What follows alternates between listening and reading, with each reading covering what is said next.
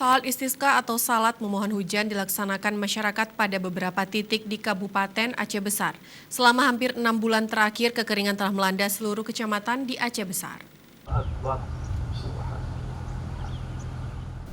Selain di Siron, Kecamatan Ingin Jaya, salat istisqa memohon hujan juga dilaksanakan di Kecamatan Pekanbada dan Kuta Malaka. Kemarau panjang telah menyebabkan terjadinya krisis air di seluruh Kabupaten Aceh Besar dengan menurunnya debit air di sungai, bendungan, hingga sumur masyarakat.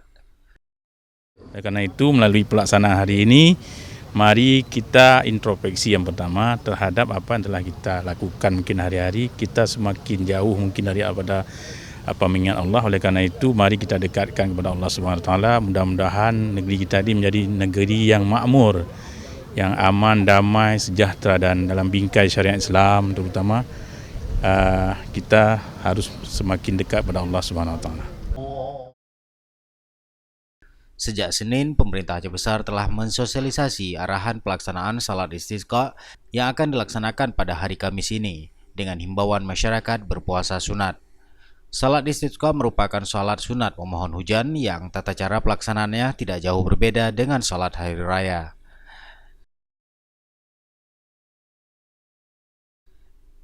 Dari Aceh Besar, Tim Liputan Aceh TV melaporkan.